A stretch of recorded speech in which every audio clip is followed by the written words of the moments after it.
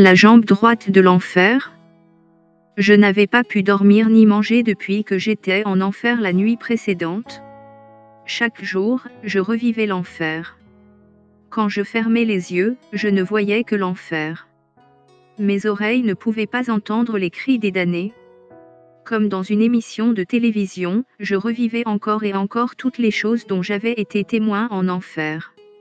Chaque nuit, j'étais en enfer, et chaque jour, je m'efforçais de trouver les mots justes pour faire connaître cette chose effrayante au monde entier. Jésus m'est apparu à nouveau et m'a dit, « Ce soir, nous allons entrer dans la jambe droite de l'enfer, mon enfant. N'aie pas peur, car je t'aime et je suis avec toi. » Le visage du Seigneur était triste, et ses yeux étaient remplis d'une grande tendresse et d'un amour profond. Même si ceux qui étaient en enfer étaient perdus à jamais, je savais qu'il les aimait toujours et qu'il les aimerait pour toute l'éternité. Mon enfant, dit-il, Dieu, notre Père, a donné à chacun d'entre nous une volonté afin que nous puissions choisir de le servir ou de servir Satan. Tu vois, Dieu n'a pas créé l'enfer pour son peuple. Satan séduit beaucoup de gens pour qu'ils le suivent, mais l'enfer a été créé pour Satan et ses anges. Je ne veux pas, non plus que mon Père, que quelqu'un périsse. Des larmes de compassion coulent sur les joues de Jésus. Il reprit la parole, « Souvenez-vous de mes paroles dans les jours à venir, lorsque je vous montrerai l'enfer, j'ai tout pouvoir au ciel et sur la terre. Il vous semblera parfois que je vous ai quitté, mais ce n'est pas le cas. De même, nous serons parfois vus par les forces du mal et les âmes perdues, alors qu'à d'autres moments, nous ne le serons pas. Où que nous allions, soyez en paix et ne craignez pas de me suivre. » Nous avons continué ensemble. Je le suivais de près en pleurant. Cela faisait des jours que je pleurais, et je n'arrivais pas à me débarrasser de la présence de l'enfer qui était toujours devant moi. Je pleurais surtout à l'intérieur. Mon esprit était très triste. Nous sommes arrivés à la partie droite de l'enfer. En regardant devant nous, j'ai vu que nous étions sur un sentier sec et brûlé. Des cris remplissaient l'air sale et la puanteur de la mort était omniprésente. L'odeur était parfois si répugnante qu'elle me donnait la nausée. L'obscurité régnait partout, à l'exception de la lumière qui émanait du Christ et des fosses enflammées qui parsemaient le paysage à perte de vue. D'un seul coup, des démons de toutes sortes passaient devant nous.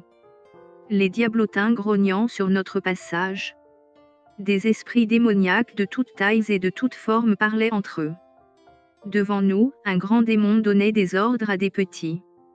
Nous nous sommes arrêtés pour écouter, et Jésus a dit, « Il y a aussi une armée invisible de forces du mal que nous ne voyons pas ici, des démons tels que les mauvais esprits de la maladie. » Le plus grand démon dit aux petits diablotins et aux démons, « Allez. Faites beaucoup de choses maléfiques. Cassez les maisons et détruisez les familles.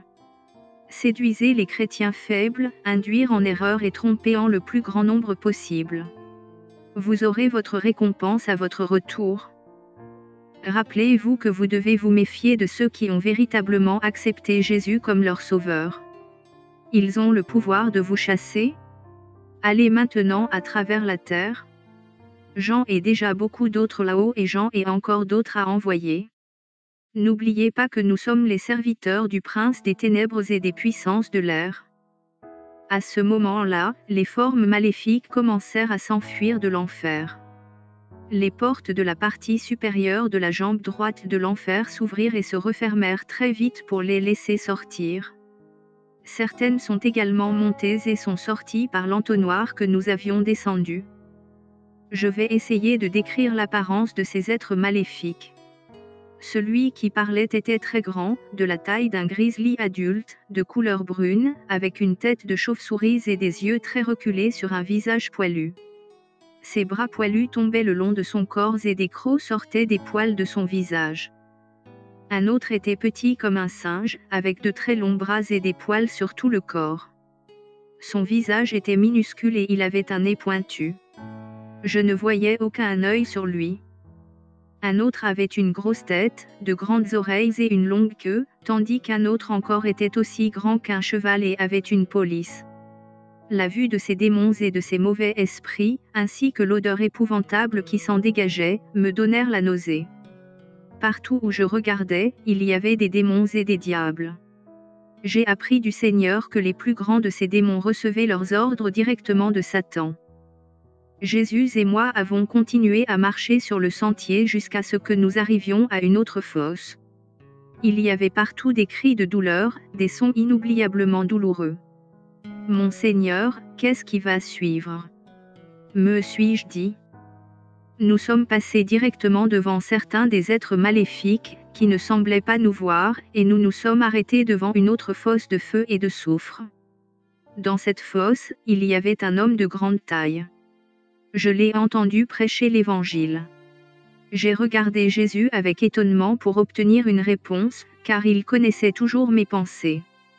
Il m'a dit, pendant qu'il était sur terre, cet homme était un prédicateur de l'Évangile. À un moment donné, il a dit la vérité et m'a servi. Je me suis demandé ce que cet homme faisait en enfer. Il mesurait environ 1,80 mètres et son squelette était d'une couleur sale et grisâtre, comme une pierre tombale. Des parties de ses vêtements étaient encore accrochées à lui. Je me suis demandé pourquoi les flammes avaient laissé ses vêtements déchirés et en lambeaux et ne les avaient pas brûlés. De la chair brûlante pendait de lui, et son crâne semblait en flammes. Une odeur terrible se dégageait de lui. J'ai regardé l'homme écarter les mains comme s'il tenait un livre et commencer à lire des passages du livre imaginaire. Une fois de plus, je me suis souvenu de ce que Jésus avait dit, « Vous avez tous vos sens en enfer, et ils sont beaucoup plus forts ici. » L'homme a lu écriture après écriture, et j'ai pensé que c'était bien. Jésus a dit à l'homme, avec beaucoup d'amour dans sa voix, « Paix, sois tranquille. » Immédiatement, l'homme s'est arrêté de parler et s'est tourné lentement pour regarder Jésus. J'ai vu l'âme de l'homme à l'intérieur de cette forme squelettique. Il a dit au Seigneur, « Seigneur, je vais maintenant prêcher la vérité à tout le monde. Maintenant, Seigneur, je suis prêt à aller parler aux autres de cet endroit. Je sais que lorsque j'étais sur terre, je ne croyais pas qu'il y avait un enfer, et je ne croyais pas non plus que tu reviendrais. C'était ce que les gens voulaient entendre, et j'ai compromis la vérité avec les gens de mon Église. Je sais que je n'aimais pas ceux qui étaient différents en termes de race ou de couleur de peau, et j'ai fait en sorte que beaucoup s'éloignent de toi. J'ai établi mes propres règles concernant le ciel, le bien et le mal. Je sais que j'ai égaré beaucoup de gens, que j'ai fait trébucher beaucoup de gens sur ta sainte parole, et que j'ai pris l'argent des pauvres. Mais, Seigneur, laisse-moi sortir, et je ferai ce qui est juste. Je ne prendrai plus d'argent à l'Église. Je me suis déjà repenti. J'aimerai les gens de toute race et de toute couleur. Jésus dit, non seulement vous avez déformé et dénaturé la sainte parole de Dieu, mais vous avez menti en disant que vous ne connaissiez pas la vérité. Les plaisirs de la vie étaient plus importants pour vous que la vérité. Je vous ai rendu visite moi-même et j'ai essayé de vous faire changer d'avis, mais vous n'avez pas écouté. Vous avez suivi votre propre chemin, et le mal était votre maître. Vous connaissiez la vérité, mais vous ne vouliez pas vous repentir ni revenir à moi. J'étais là tout le temps. Je vous attendais. Je voulais que vous vous repentiez, mais vous ne l'avez pas fait. Et maintenant, le jugement a été rendu. La pitié se lisait sur le visage de Jésus. Je savais que si l'homme avait écouté l'appel du Sauveur, il ne serait pas ici maintenant. Au peuple, écoutez, s'il vous plaît. Jésus s'adressa de nouveau aux rétrogrades, tu aurais dû dire la vérité, et tu aurais ramené beaucoup de gens à la justice par la parole de Dieu, qui dit que tous les infidèles auront leur part dans l'étang ardent de feu et de soufre. Tu as connu le chemin de la croix. Tu connaissais le chemin de la justice. Tu savais qu'il fallait dire la vérité. Mais Satan a rempli ton cœur de mensonges, et tu es tombé dans le péché. Tu aurais dû te repentir avec sincérité, pas à moitié. Ma parole est vraie. Elle ne ment pas. Et maintenant, il est trop tard, trop tard. À ce moment-là, l'homme a serré le poing contre Jésus et l'a maudit. C'est avec tristesse que Jésus et moi nous sommes dirigés vers la fosse suivante. Le prédicateur rétrograde était toujours en train de maudire Jésus et d'être en colère contre lui. Tandis que nous passions devant les fosses de feu, les mains des perdus se tendaient vers Jésus et, d'une voix suppliante, l'appelaient à la miséricorde. Leurs mains et leurs bras osseux étaient gris et noirs à cause du feu, pas de chair ni de sang vivant, pas d'organes, seulement la mort et l'agonie. Au fond de moi, je criais, « Terre, repens-toi.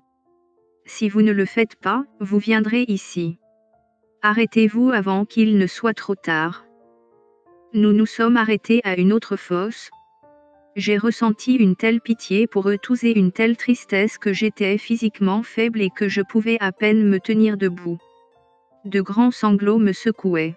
« Jésus, j'ai tellement mal à l'intérieur, ai-je dit. » De la fosse, une voix de femme s'est adressée à Jésus. Elle se tenait au centre des flammes, qui couvraient tout son corps. Ses os étaient pleins de verre et de chair morte. Alors que les flammes s'élevaient autour d'elle, elle leva les mains vers Jésus en criant, « Laisse-moi sortir d'ici. Je te donne mon cœur maintenant, Jésus.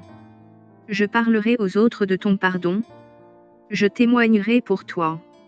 Je t'en supplie, laisse-moi sortir. » Jésus a dit, « Ma parole est vraie, et elle déclare que tous doivent se repentir, se détourner de leurs péchés et me demander de venir dans leur vie s'ils veulent s'échapper de ce lieu. Par mon sang, il y a le pardon des péchés.